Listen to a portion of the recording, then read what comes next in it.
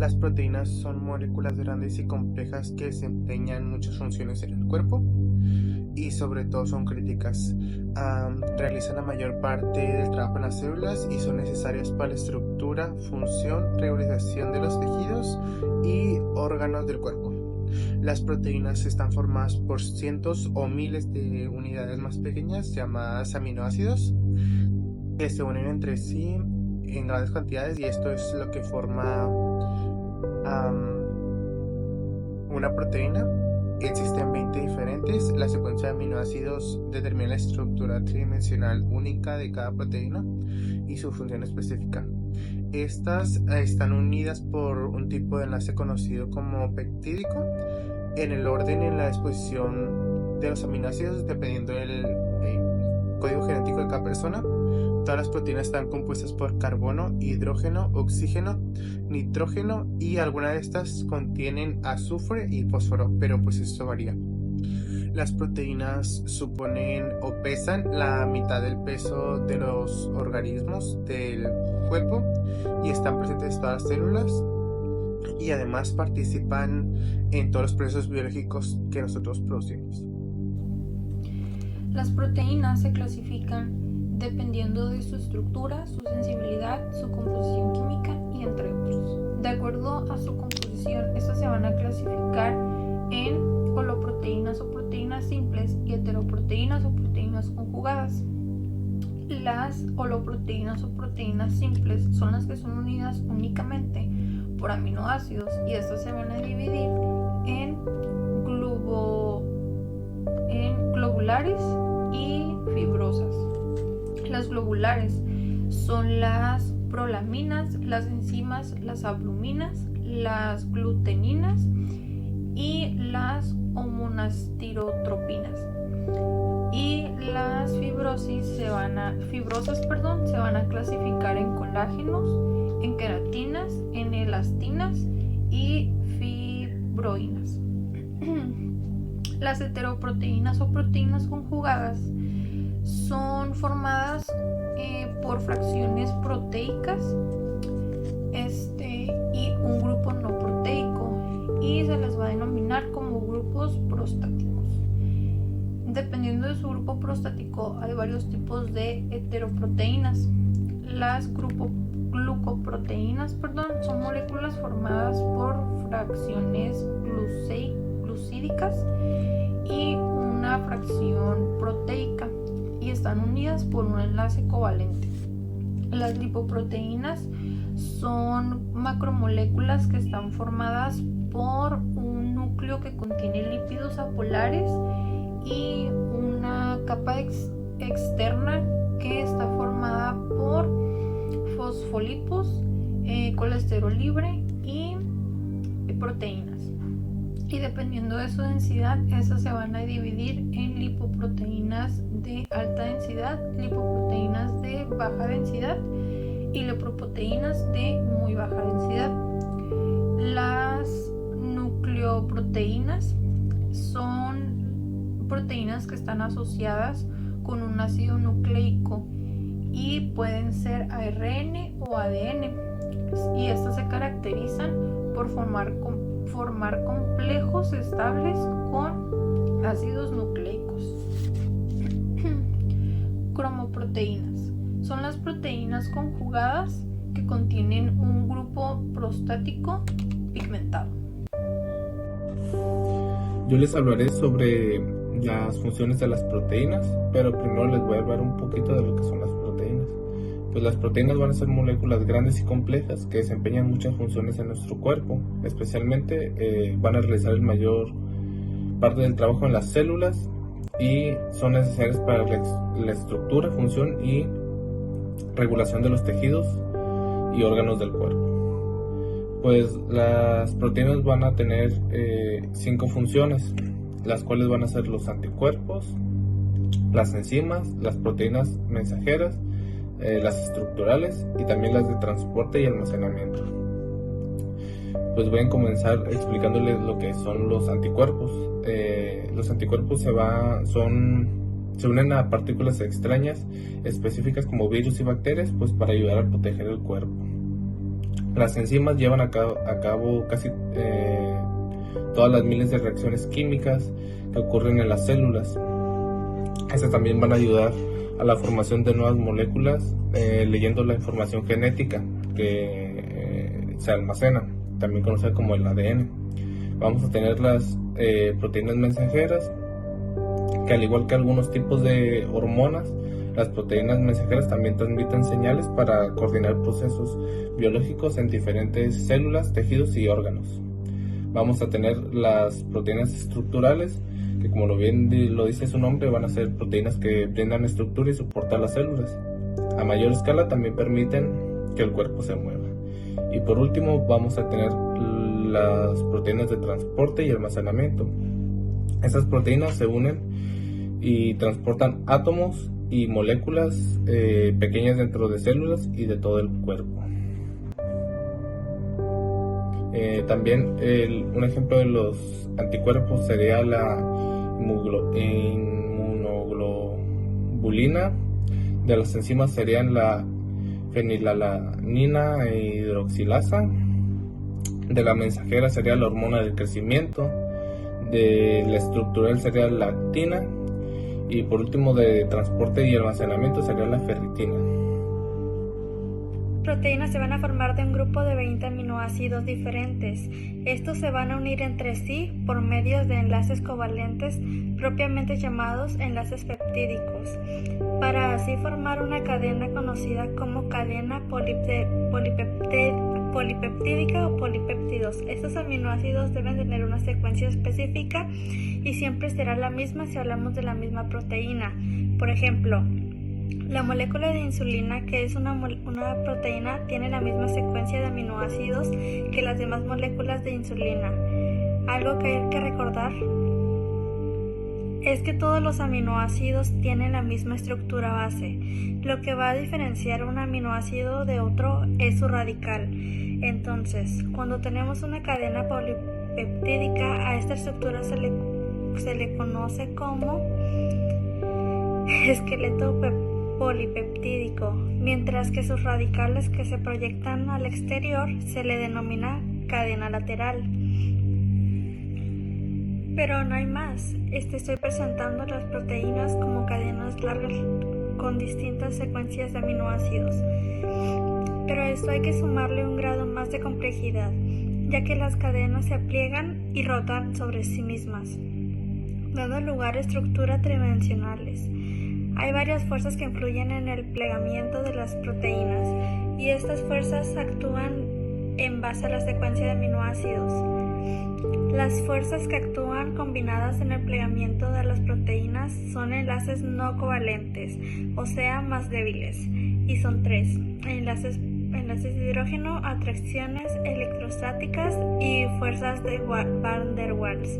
También hay que sumar una cuarta fuerza débil, que es la interacción hidrófoba. Los aminoácidos se pueden clasificar como polares y no polares. Por lo tanto, vamos a tener aminoácidos en nuestra cadena polipeptídica que van a ser afines al agua y otros que la van a evitar, contribuyendo a la rotación y plegamiento de las proteínas. Cada proteína se pliega normalmente en una única conformación estable, pero esta conformación con frecuencia cambia ligeramente cuando la proteína interactúa con las otras moléculas de la célula. Esto como parte de su funcionamiento.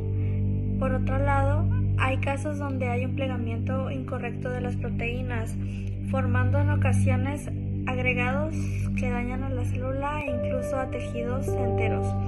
Los agregados proteicos son la base de muchos trastornos neurológicos, como el Alzheimer. Aunque la cadena proteica puede plegarse de manera correcta sin ayuda externa, en la célula viva es asistida por proteínas especiales llamadas chaperones moleculares. Estas se llevan a que las cadenas polipeptídicas recién sintetizadas se asocian de manera correcta. De este modo tenemos un proceso de plegamiento más eficiente y fiable. La forma que tienen las proteínas es muy variable. Su tamaño va de 30 a más de 10.000 aminoácidos de longitud. Puede ser o puede formar filamentos, láminas, anillos o esferas. Es una de las macromoléculas con mayor diversidad estructural. Aunque la manera en que se pliegan las proteínas es muy variable y única, suelen presentarse dos patrones de plegamiento regular, la hélice alfa y la lámina beta. Estos dos patrones son particularmente comunes porque resultan de los enlaces de hidrógeno que se forman de los grupos amino y carboxilo, por los que están presentes en muchas secuencias de aminoácidos. Hay que tener en cuenta que las proteínas tienen niveles de organización, que son primarias, secundarias, terciarias y cuaternarias. En la estructura primaria solamente tenemos a la secuencia de aminoácidos, sin más así, la pura cadena lineal. En la estructura secundaria entra la hélice alfa y la lámina beta que se forman dentro de ciertos segmentos de la cadena polipeptídica. La estructura terciaria cuenta ya con una formación tridimensional completa, donde podemos ver, además de las hélices alfa y beta, espirales aleatorios o cualquier otro bloque que se forme entre el nitrógeno terminal o el nitrógeno terminal. Por último, si una molécula proteica particular se forma con un complejo, además de una cadena polipeptídica, la estructura completa se designa estructura cuaternaria. Las proteínas tienen regiones donde pueden establecer enlaces no covalentes con otras moléculas. Incluso se pueden unir con otras proteínas para formar proteínas más grandes. Estas regiones son conocidas como sitios de unión. Las proteínas se pueden agrupar en familia, en las que cada uno de los miembros tiene una secuencia de aminoácidos y una conformación tridimensional muy similar a la de los otros miembros de la familia.